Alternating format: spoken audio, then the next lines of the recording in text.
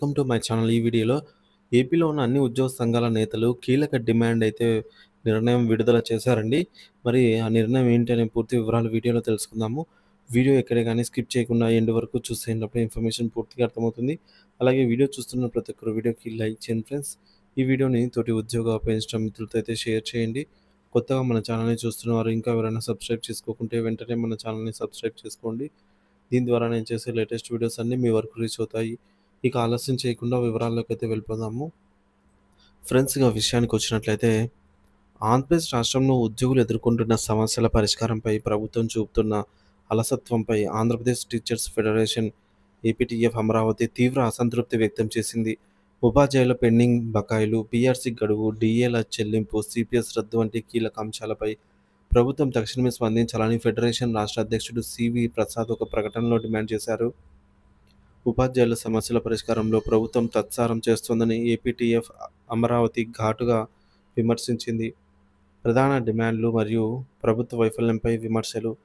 Pending బకాయిల తక్షణ చెల్లింపు. ఉపాధ్యాయులు చెల్లించాల్సిన అనేక పెండింగ్ బకాయిలు పేరుకుపోయాయి. వీటిలో ప్రధానంగా డీఏ బకాయిలు ఉన్నాయి. కోవిడ్-19 మహమ్మారి సమయంలో నిలిపివేసిన డీఏ వాయిదాలు, ఆ తర్వాత రావాల్సిన డీఏలు ఇప్పటికీ చెల్లించబడలేదని ఏపీటీఎఫ్ అమరావతి గుర్తు చేసింది. ఈ బకాయిల చెల్లింపు ఉపాధ్యాయుల ఆర్థిక స్థితిని మెరుగుపరుస్తుందని, వారికి ఏర్పడిన ఆర్థిక భారాన్ని తగ్గిస్తుందని ఫెడరేషన్ డిమాండ్ చేసింది.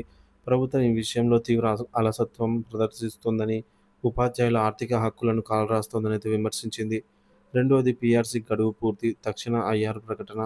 పీఆర్సీ గడువు రెండేళ్లు పూర్తయిందని సివి ప్రసాద్ గుర్తు చేశారు. ప్రతి 5 ఏళ్లకోసారి వేతన సవరణ జరగాలనే నిబంధన ఉన్నప్పటికీ ప్రభుత్వం పీఆర్సీ కమిటీని ఏర్పాటు చేయడంలో తీవ్ర జాప్యం చేస్తోందని ఆయన ఆరోపించారు. వేతన సవరణ ప్రక్రియ పూర్తయ్యేలోపు ఉద్యోగుల ఆర్థిక అవసరాలను దృష్టిలో ఉంచుకొని తక్షణమే ఐఆర్ ప్రకటించాలని డిమాండ్ చేశారు.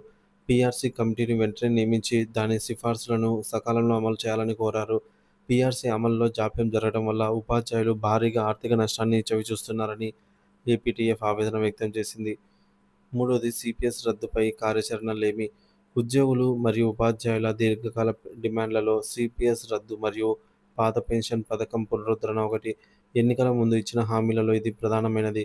అయితే ఇప్పటివరకు సిపిఎస్ రద్దుపై ప్రభుత్వం ఎటువంటి స్పష్టమైన కార్యాచరణను ప్రకటించలేదని ఏపీటీఎఫ్ అమరావతి ప్రశ్నించింది.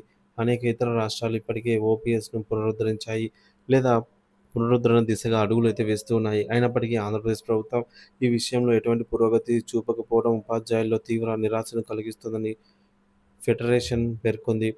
ప్రభుత్వ నిర్లక్ష్యం మరియు ఉపాధ్యాయుల నిరాశ.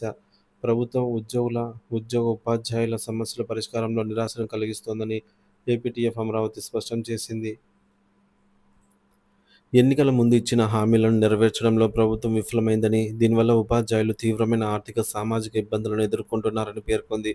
కేవలం హామీలతో కాలయాపన చేయడం ద్వారా ఉద్యోగుల నమ్మకాన్ని ప్రభుత్వం కోల్పోతుందని అయితే హెచ్చరించింది.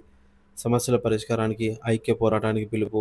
ఏపీటీఎఫ్ అమరావతి రాష్ట్ర అధ్యక్షుడు సివి ప్రసాద్ రాష్ట్రంలోని అన్ని జేఏసీ మరియు ఇతర ఉపాధ్యాయ సంఘాలు ఏకమై సమస్యల పోరాటానికి కార్యాచరణ ప్రకటించాలని అయితే పిలుపునిచ్చారు. ఐక్యంగా పోరాడితేనే ప్రభుత్వంపై ఒత్తిడి తెచ్చే సమస్యలను పరిష్కరించుకోవచ్చని ఆయన స్పష్టం చేశారు.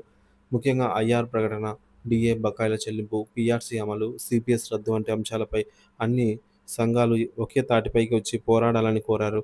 ఉపాధ్యాయుల సమస్యల పరిష్కారానికి ఐక్య ఉద్యమం ఆవశ్యకతను ఆయన నొక్కి చెప్పారు. ఆంధ్రప్రదేశ్లోని ఉపాధ్యాయులు, ఉద్యోగుల సమస్యలు కేవలం ఆర్థికపరమైనవి మాత్రమే కాకుండా వారి వృత్తి గౌరవ, సామాజిక భద్రతకు సంబంధించినవి. ఏపీటీఎఫ్ అమరావతి లేవనెత్తిన ఈ డిమాండ్లు ఉపాధ్యాయ వర్గాల్లో ఉన్న అసంతృప్తిని ప్రతిబింబిస్తున్నాయి. ప్రభుత్వం తక్షణమే స్పందించి వారి న్యాయమైన డిమాండ్లను పరిష్కరించి హామీలను నెరవేర్చకపోతే రాష్ట్రంలో ఉపాధ్యాయ ఉద్యమం మరింత ఉధృతమయ్యే అవకాశం ఉంది. ఈ సమస్యల సత్వర పరిష్కారానికి ప్రభుత్వం చిత్తశుద్ధితో కృషి చేయాలని అయితే ఆశిస్తున్నారు.